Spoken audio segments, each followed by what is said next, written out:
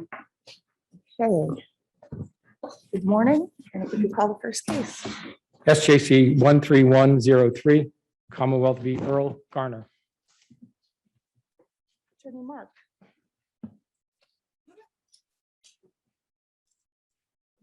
May it please the court, David Mark of the Commonwealth.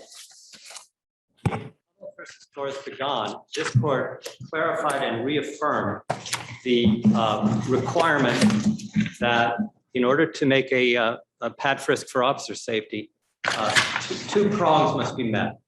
Both that the officer have a reasonable suspicion that the suspect is armed, and that he have a reasonable suspicion that the suspect presents a danger to the stopping officer. Attorney Mark, before you get over here, before you get involved into detail in your introduction, can you address first the issue of the factual findings by the judge and the argument that the appeals court found facts and that's where they went wrong? So it's a bit of an awkward question, Your Honor, because I'm not here to defend the appeals court's opinion, which I think in a couple of respects may sort of assume what needs to be proved. Okay. Well, then let's just do it in detail. The Judge McGuire says 2 or 3 steps back, and do we put blading into the factual predicate in order to apply to Torres Pagan? And also we've got the fright or flight, and do we put that into the factual predicate, considering Judge McGuire's testimony that he's not credited anything about the defendant's thoughts? Let me take those in order. I think blading is a red herring in this case. It's true that the officer used the word once. I think all it meant in this instance was that that Mr. Garner was moving diagonally away from the car and the officers. I don't think it was invoked as a term of art or to suggest any evasive. Well, then do you concede that it doesn't add anything to the Absolutely. Yes, Your Honor. equation, because he was circled by police officers? I don't think blading has anything, beyond the fact that it's a word that describes this diagonal movement. Well, thank you, Mr. Mark. Let's just take one more step into it then, if we could, please. Do you also agree that his steps backwards don't add anything to the factual predicate, since there's no part of his body that he was trying to hide from the troopers? Oh, no, I disagree strongly. All right, tell me. Both of the testifying troopers testified that the defendant, when he got out, continued to move backwards away from the car and the officers, and they formed at that moment the very strong impression that he was on the point of flight. I think that his movement there is central to our case, that reasonable suspicion was made out here. Okay, I get that. Whether that's how it works out or not, I get that.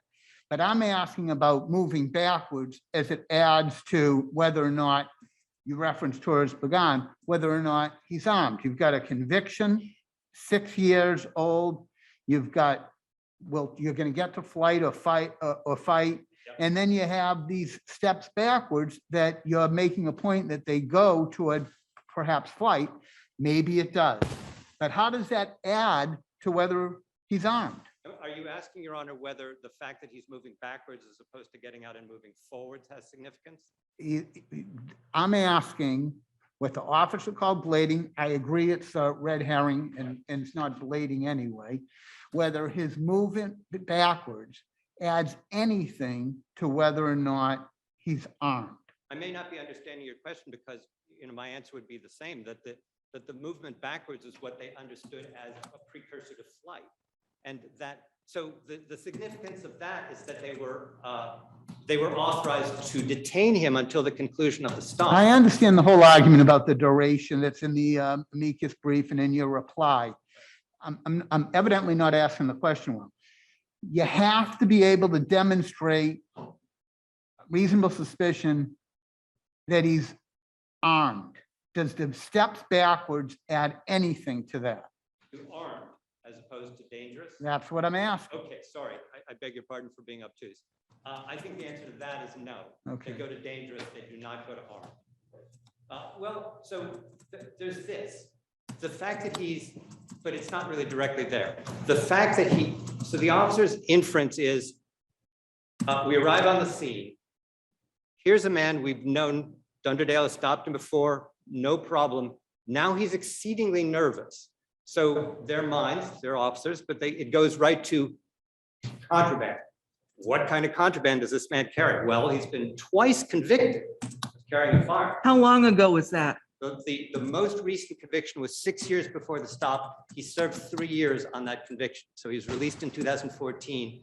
The stop is in 2017.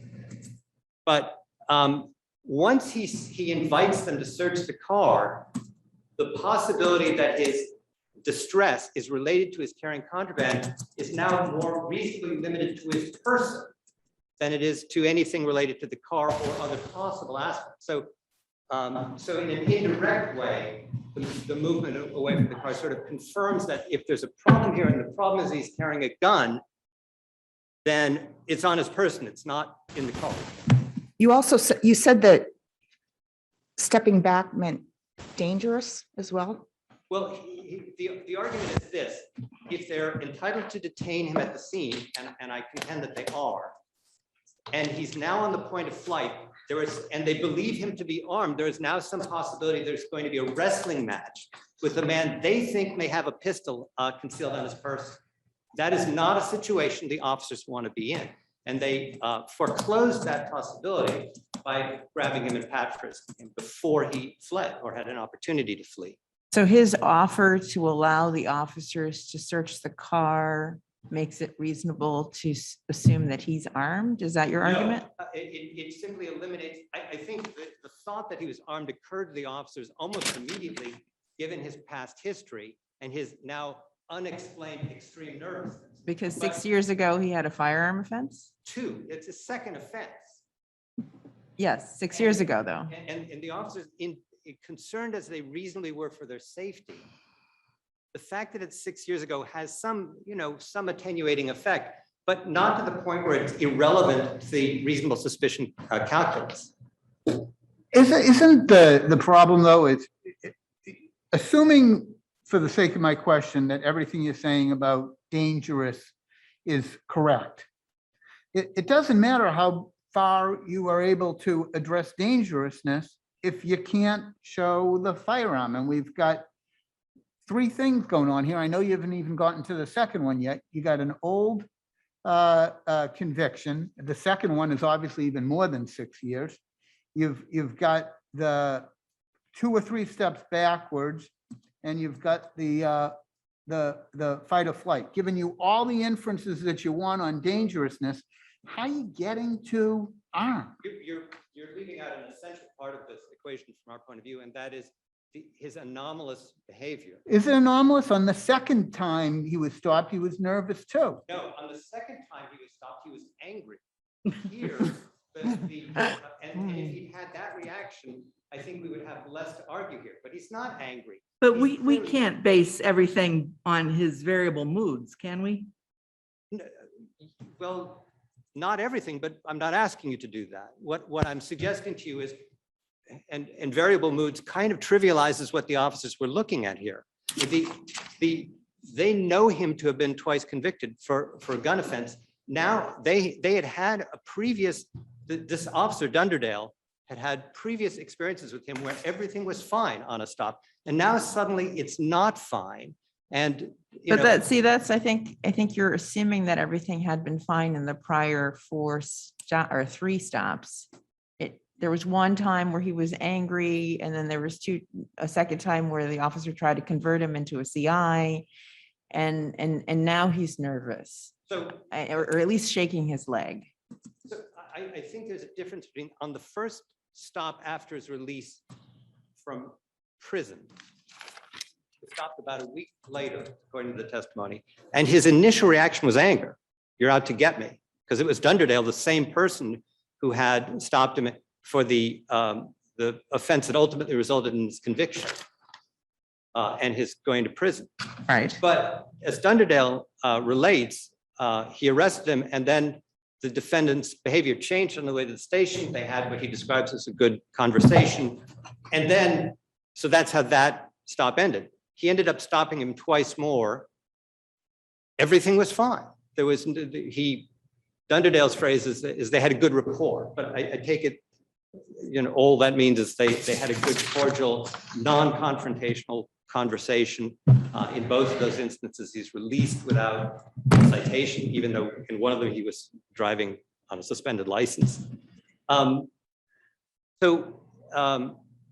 The judge credited the testimony of the defendant's fiance that in one of those stops, Dunderdale asked for, if you hear anything, could you let us know? I don't know that somehow detracts from our contention that these previous stops were, suggested to a kind of baseline of interaction with this man, that now we were seeing something very, very different. The officers were seeing something very, very different. And it was reasonable for them to be concerned about why that was so. It is not a great leap, although there are certainly other explanations, but it is not a great leap to draw the inference that his evident distress was related to the fact that he's now being stopped by officers and he has contraband on his person. And as I said, the contraband he's known to carry is a firearm. Your Honor. So does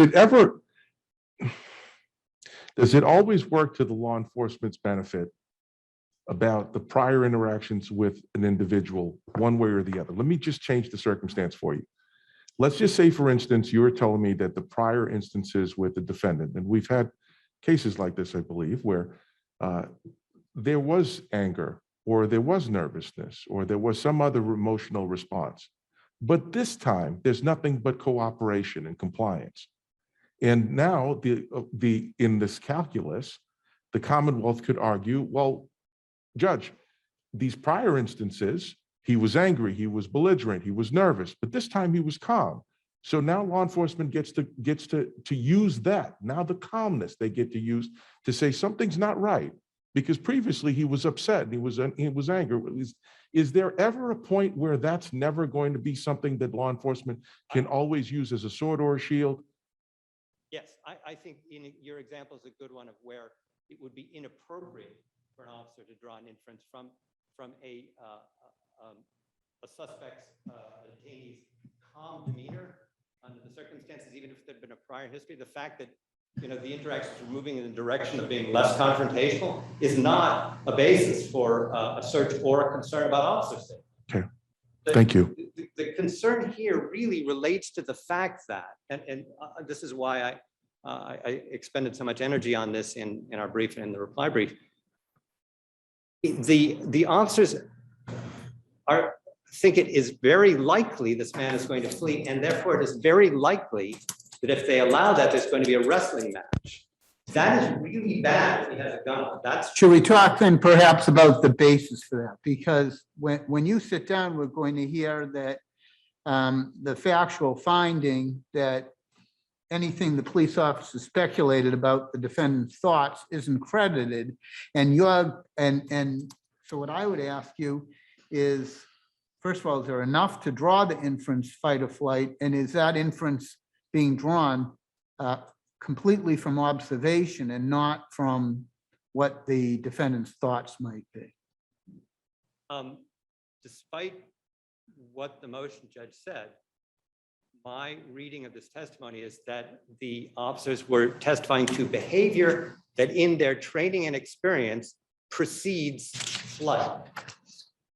They were not speculating about what he was thinking. They didn't care what he was thinking. They only cared that they were seeing behavior that in their experience would lead to him leaving the scene. So, and I contend that to the extent that the judge, the motion judge, discounted that entirely, that was error.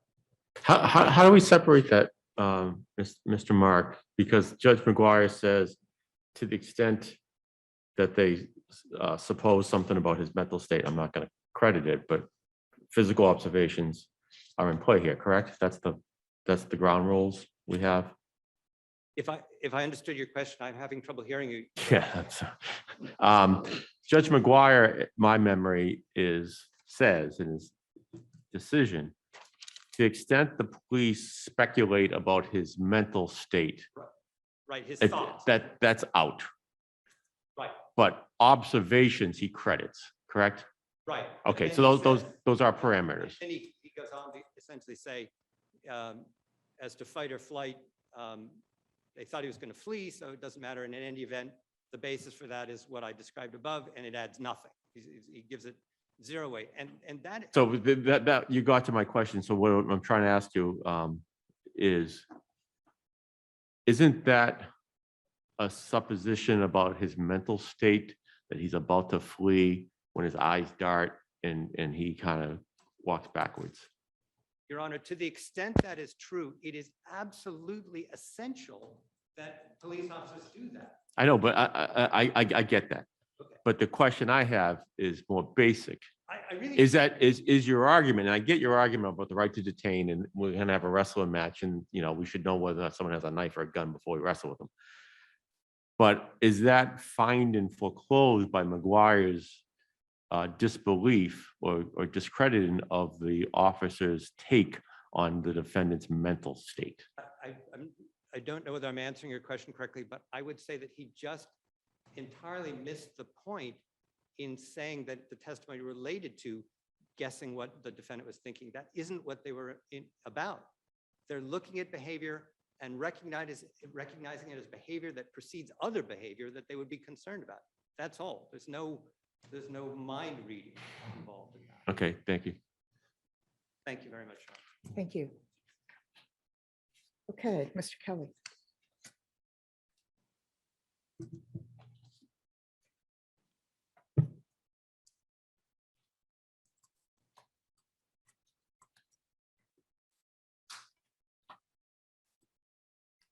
Morning.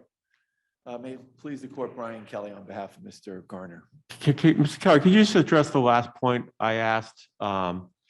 If we find that there was proper evidence that your client was about to flee, do you believe that the police have a right to pat for someone before they get into a wrestling match? I think I should answer that question by saying I think the case law suggests no. The answer is no. Because as I understood Judge McGuire's decision, it was based on a finding that he didn't really believe that there was an opportunity for him to flee. But if you look at his findings of fact, Your Honor, it's one of the first things he says about this fight or flight question was, it doesn't add a lot to the analysis here. One, because we're talking about potential flight. And then two, there were no real facts.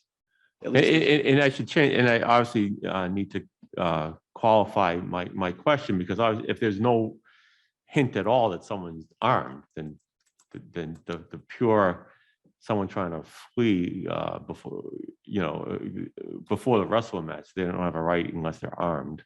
But here, you're relying on Judge McGuire's finding, correct? I am. And I think the other thing I would say about that is, wouldn't that undercut the court's ruling on Torres Pagan, which is we need some reasonable suspicion to believe the defendant is presently armed and dangerous.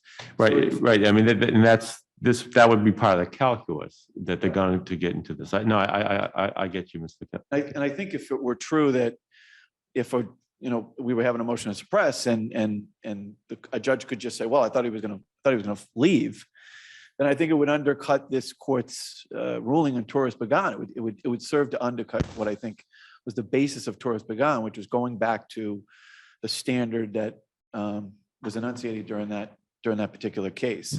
Thank you, Mr. So- Kelly. You answered my question. Thank you. Could I follow up one more question on that? So the Commonwealth argues at one point that the judge discredits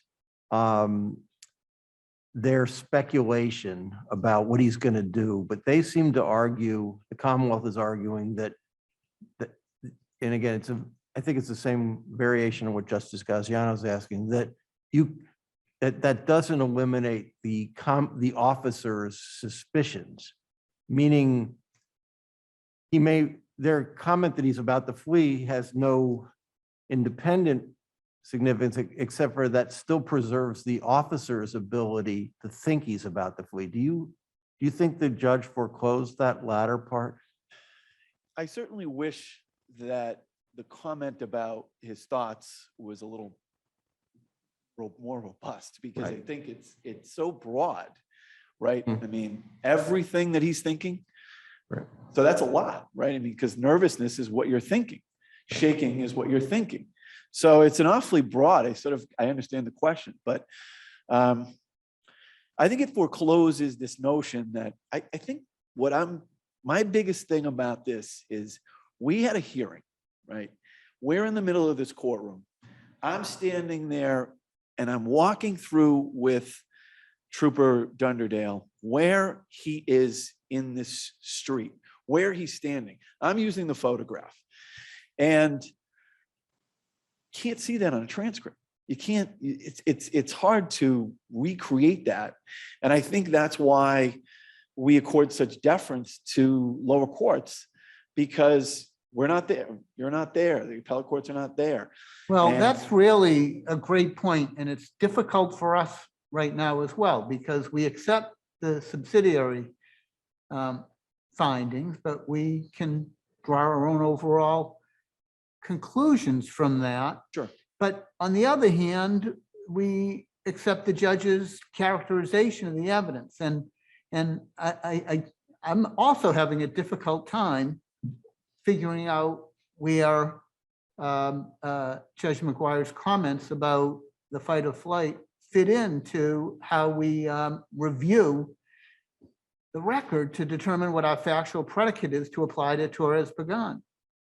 And I think the answer to that is if you look a little bit at the transcript, and I think the transcript is before the court, you can see where we're having this discussion about fight or flight.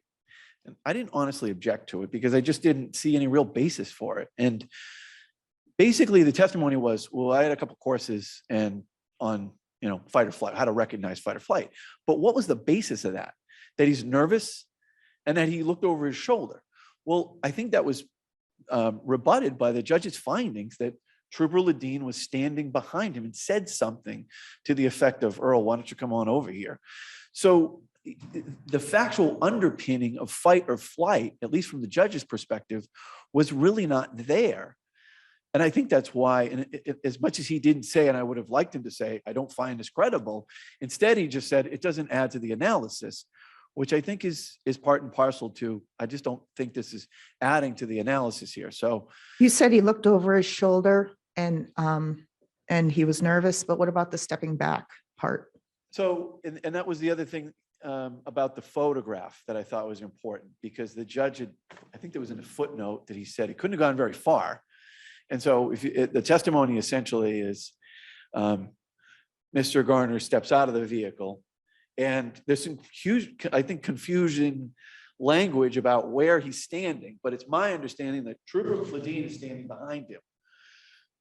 Trooper Dunderdale is to his left. The door's like here, right? So it's, and so, as I understood Judge McGuire's findings was he couldn't have backed up very far because it's a dead end road. He stops the vehicle in the middle of the road and he's surrounded by 3 armed state police officers. So that I think is really important from the perspective of how he viewed that space and what we're talking about, which I think is a really important fact in this case. Well, that's I think one of the reasons you cite to Commonwealth versus Isaiah is because, as I understand it, we defer to the factual deduction. That's right. Of the judge. And I also recognize more precision would have been helpful, but you're saying these are factual deductions from the evidence, aren't you? Yes, yes. And I think, in the cases where the court has a record, let's say there's a statement or, the question is voluntariness, you have that statement before you. You can listen to it. If it's audio and video recorded, you don't have that here. And so in those cases, I think the case law is There's not a ton of deference because the court can listen to the responses and make your own assessment. You don't have that before. You have testimony, you have a photograph, and there's testimony about where, and then findings of fact, which are traditionally accorded a lot of deference. And so that's what I'm really asking the court to do here, is to do the same thing that this court has traditionally done, which is the lower court heard the evidence. It heard the officer's testimony. It listened to the officer's testimony. It assessed the credibility, although he doesn't necessarily say in his findings of fact, I don't find this credible, but he weighs it in a way that I think is important to give deference to. And in that particular space where Mr. Garner is and how he's acting, those are all really important facts for the court to assess as he's listening to the officers, he's listening to the troopers. And I think he does that in this particular case. And as he puts those two things together, that is what the Commonwealth is relying on mostly is this prior conviction, which is 6 years old, and then his marked nervousness. We know that people don't always, a lot of people are nervous for many reasons when they're confronted with law enforcement questions. And he's out of the vehicle. Mr. Kelly, where does that square with what the appeals court wrote in that the police can consider odd behavior? Does that make it odd behavior when someone acts differently than they did in a prior stop? Or how do we take this odd behavior line in the case law? I think there's a multitude of factors that you could consider. One, he stopped, there's 3 armed police officers around him. He's an African-American man. He's had 4 previous encounters with the same officer. Now, But I guess the question I have is, and I get your argument, but what does odd behavior mean to you? Is nervousness odd? Sure, I guess. I mean, but I don't think it's odd because a person's being stopped by the police. So I think everybody's, well, most people are nervous when they're stopped by the police. right. And I don't know, I thought the appeals court's decision had really conflicted with the judge's findings of fact. And I'm not here to dispute what the appeals court did so much as I want the court to uphold what Judge McGuire did. So I'm not, my argument here today is. And one last question about the appeals court decision, Ms. Kelly. Do you concede that the police had the right to detain? I know they didn't have a right, your position to Petrus. Do you concede they had a right to detain your client until they finished the citation process? So that particular argument, I think, from my perspective, was waived because it wasn't argued below. But the question, I think, is how long can they, I think what Your Honor is asking, how long can they detain somebody? Well, we know the answer to that from Cordero until they have the right, until they complete the process. Right. But do you concede they had a right to detain him at least? I don't. And the reason I don't is because. So they're this supposed goes to back just, they can let him go? Well, So he can just beat feet and they say, oh, see, if that was the thrust of the motion, and if that was the defense, that was the Commonwealth's argument, I would have been able to ask questions about that, right? And that wasn't really the thrust of the particular motion we were doing. They gave him a ticket, but my understanding is they gave him a warning. but Right. that's completing the process. So Right. I guess you don't want to answer my question. I don't want to try to goad you into a concession you don't want to make. It's not so much that, Your Honor. It depends on the case, right? If from my perspective going in, and I think you got this from the flavor of the hearing, I thought it was pretextual. That was the argument we were making at the time Buckley was under advisement. And Judge McGuire issued an opinion based on the Pat Frisk. So from my perspective, I thought it was a pretextual. My argument was it was pretextual, and that the whole reason that they were keeping him there was to just root around. And the problem with this idea that you can elongate a stop and just hold somebody there, to write the ticket at the end, is that it lends to this idea that they're just elongating the stop to. So I think if it was a true stop, yes, the answer is correct. Yes, they can do that. But if it's for other reasons, and that's why, and I'm not trying to avoid the question, I think it was not really. It was not really the thrust of that particular motion at the No, time. I get it. You've answered my questions. So. Thank you. I think with that, I have some more time, but unless there's any other questions, I'm just going to rest on the brief that we have. Okay, thank you. Thank you.